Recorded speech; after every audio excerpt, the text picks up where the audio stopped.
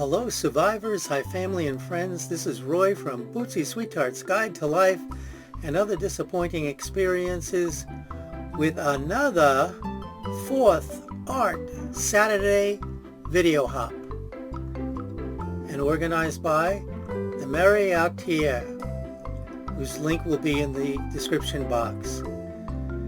This is a hop that we have every month where artists respond to a theme and we create projects based on that theme and assemble it in a playlist.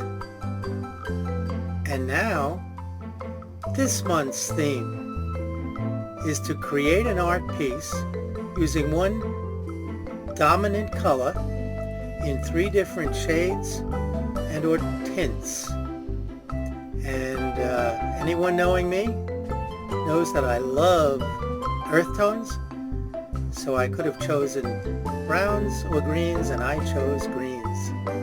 Let's get to the project.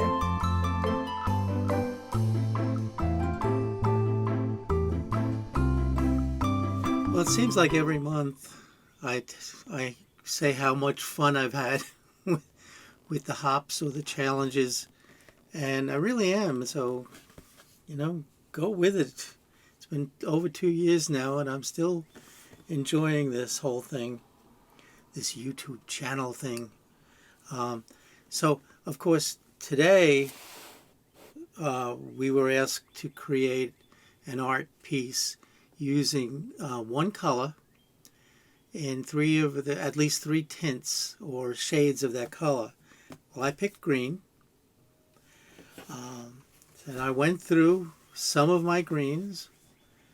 I have a lot of yardage. This is yardage, and these are, like, I guess some of them are fat quarters, and they're beautiful colors. Green is a very difficult color, in my estimation, to match. It sometimes can. Oh, I didn't see that one. I like that one. It sometimes can clash with each other. Get this out of the way. So I narrowed it down to these choices because I wanted to have a light, a dark, and a medium. That's just where my quilting head goes to. So I chose a bunch of these colors to play with. In the end, I chose these colors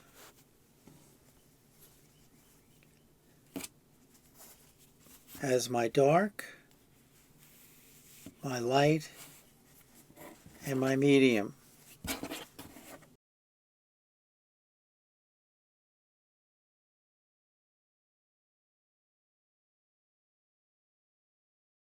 Now, I'm not seeing on my monitor the colors exactly. Maybe during editing I can fix that. But this is a deep, deep lime green with some yellow in it. This is a very bright green, but bright in the sense of the hue, but it's a nice medium. And this is very, very light color. There's a lot of cream here and there. It doesn't affect the outcome, but maybe I can fix it in editing. And as I moved along, I decided I needed a background when I decided on what the project was going to be. So I chose this fabric as my background. Now, anyone who's in quilting knows that shades, medium, dark, and light, play a really important role in quilt making. A very traditional quilt block that takes advantage of the light, medium, and dark is a block called the Tumbling Blocks. If you're wondering why my intro was the Jack-in-the-Box with a pile of cubes around them, it's because I'm going to be putting together a tumbling block, and it's very, very easy. There are 3 or 4 ways you can construct it but it's still made up of three 60-degree triangles. So you see this a parallelogram, or I guess it's a rhombus because they're all the same size. And how you place them determines what your eye will see. So I'm placing the dark one there. I'm placing the medium there. And this is all fooling the eye. And I'm placing the lightest one up there on the top. When you look at it, if you think of it not as three separate shapes, but as one shape, your eye will eventually see a three-dimensional cube. And that's using, again, only three different shades of dark, light, and medium. And when you put them together, they make some beautiful quilts. I'm not making a quilt. What I decided to do is make a composition book cover. Now, here is the black, which is the one that's in the shade, the most shadow. This one is different now because of the way it was constructed. Now the shadow looks like it's on that side. Here, it looks like it's on this side. Now if you squint, it'll look like the two cubes are facing each other. It's a very fun block to work with. I really enjoyed this.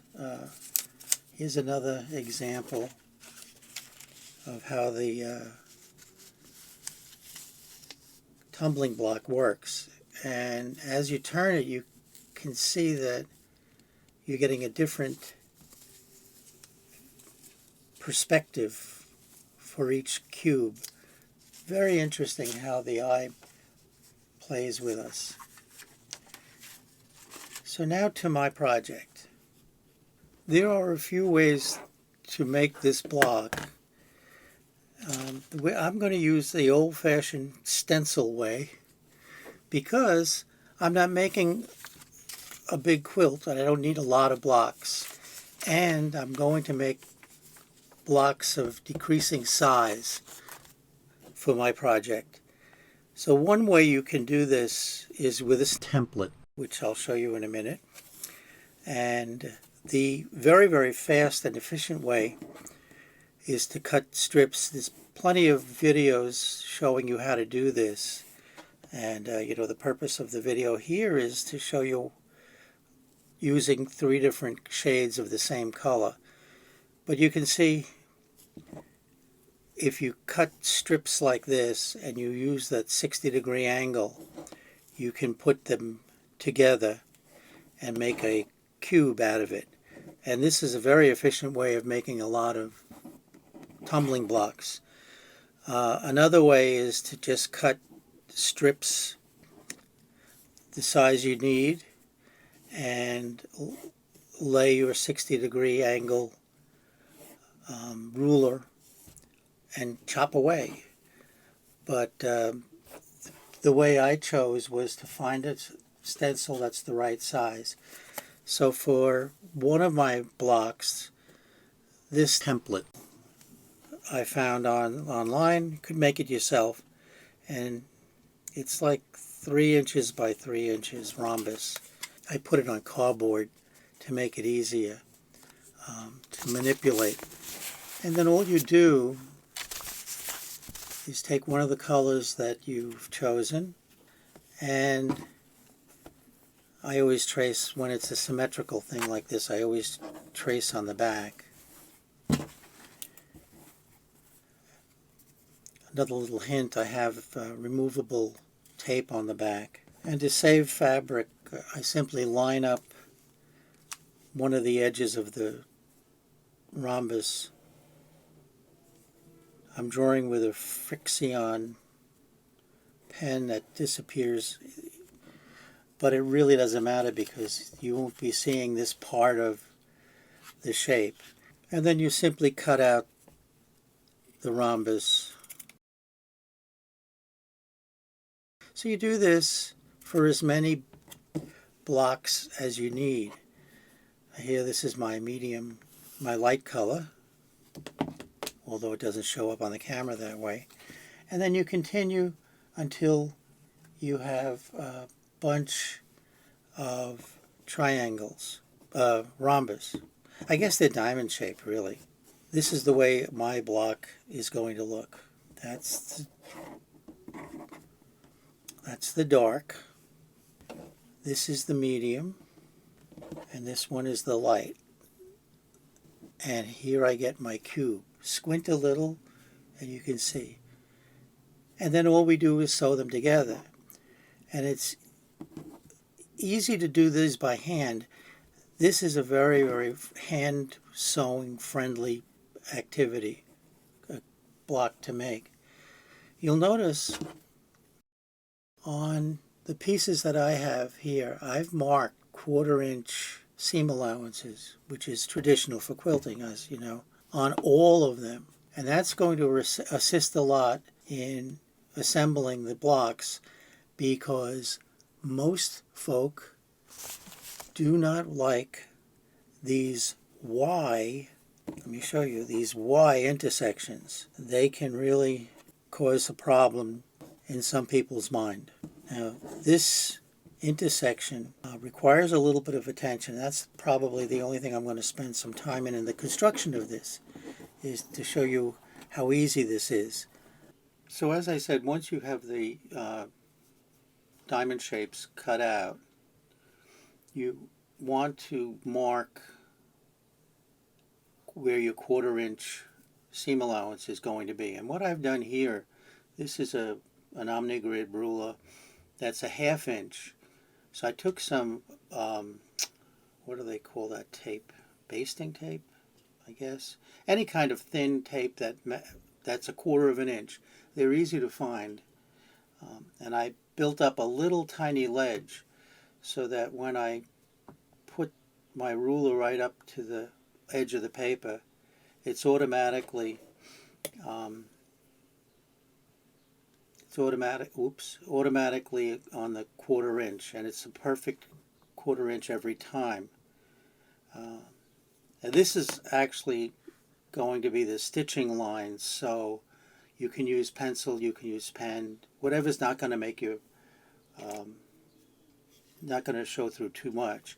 Then what's important for me, now this is the way I do it, where the lines intersect, I put a dot, and that's because for me it helps me see where to line it up in the presser foot, and I'll show you that. Let me get rid of my mouse here. So it helps sometimes to have a model, because this can be confusing. We want the dark over here, the medium over here, and we want the light over here. So now what I'm going to do is sew these two pieces together, and they match up, and you really need to be kind of accurate on this. So I'm a great proponent for pinning. Now if I were a real purist, I would put the pin in here on the dot, and then make sure it comes through on the dot on the other side. Keep that together. Do the same on this side. I'm not going to be so exacting, but you get the idea. And then when they're together, exactly where you want them, you pin. Now here I'm going to pin over here, because I'm a pinner. I am a pinner. Now, if you were hand sewing, that's why I'm saying it's easy to do this. You're simply going to hand stitch tiny stitches from dot to dot. That's it. 3 times. Dot to dot. Well, wait, 4 times? Let's see. Now I'm going to place this under my presser foot. It's very hard for you to see, but I'm lining up the dot with a line that's on my presser foot showing where the needle will pierce the fabric. So I have this set at very narrow stitches. I've taken 2 stitches when I went back. Now I'm stitching right along that line. It's very difficult to see. I'm sorry about that. Camera angle is everything. I'm ready for my close-up Mr. DeMille. When I get to the other dot, I back up 2 stitches or so. Oops, sorry about that noise. Cut the fabric. Here's my lead cloth. So this is what you would have sewn by hand as well as by machine. This is not to be sewn. This will distort your box. Now normally I would go to the iron and press this, but I'll finger press it for now. There are bias edges, so you have to be a little bit careful. Now this is the only tricky part, and I don't find it to be that tricky. But there are people who get nervous about this. I have to put the top on like that. Now you'll notice there are edges that stick out. All I'm concerned about is this intersection first. Okay. I'm going to line that up as perfectly as I can. And Roy's going to pin, because that's what I do. Don't know why I was the third person. Now I'm pulling this a little bit because I want to get this piece of fabric out of the way so it doesn't interfere with the dot. You don't want to catch this piece in the stitch. Pin that. Back to the machine. I'm lining up that dot with where the needle pierces the fabric. You see that? Holding this back. I want to hold this piece back a little so that dot, this dot is clear. Clears the fabric clears that dot. Take 2 stitches of 3, back stitch to lock it in, and just sew right along that line. I'm sewing slowly, but you can imagine how quickly this can go. I don't find them at all an issue, but there are people who do. I'm going to cut the thread. It's going to make a noise. And here again, oh, thank you, George Tripon. Trim as you sew. Trim as you sew. Here's another one. Take the pins out. Okay. Moment of truth. Did I catch that piece? No, I didn't. It's perfect. Okay. So now we've got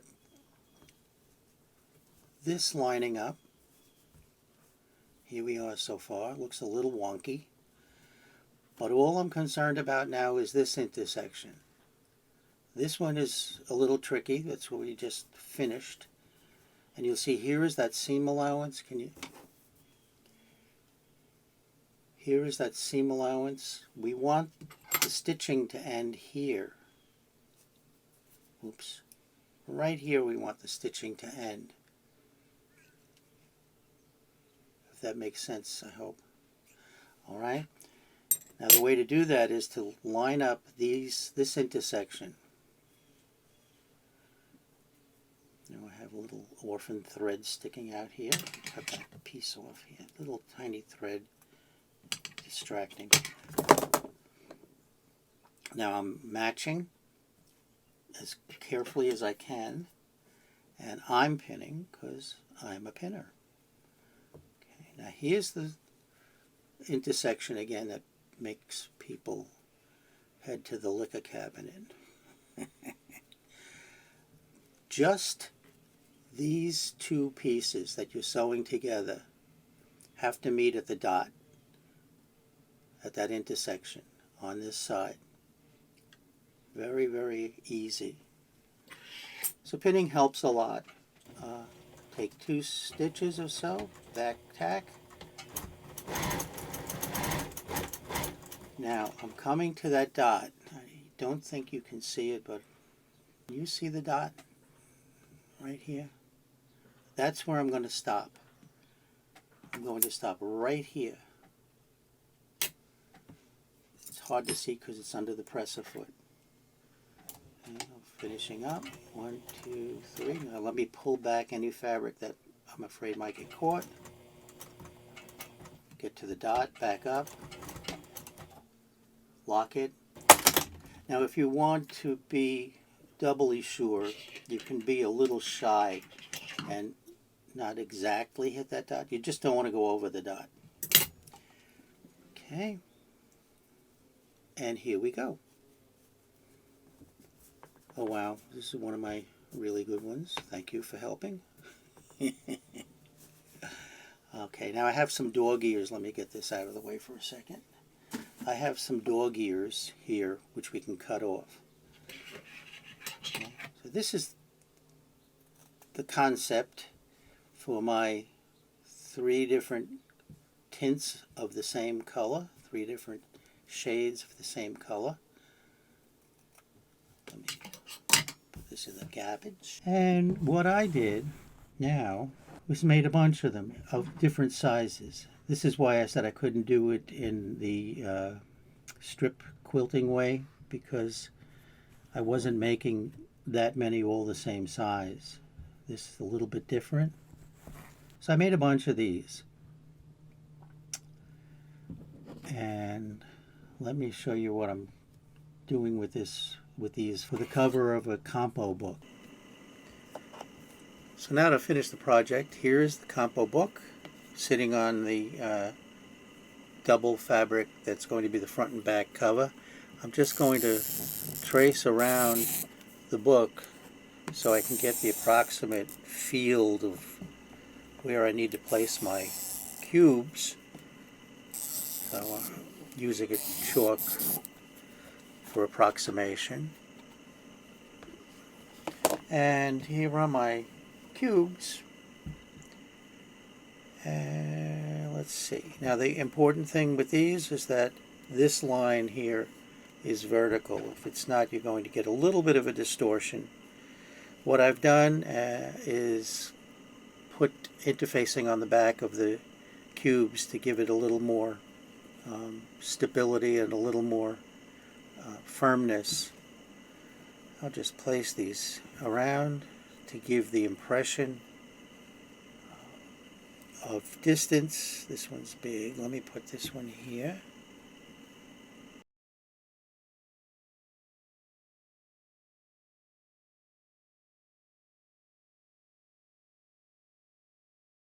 I do like this arrangement. Now what I'm going to do next to finish this off is to pin these, take them to the other sewing machine that has zigzag, and I'm going to zigzag around all of the edges to secure this to the cover.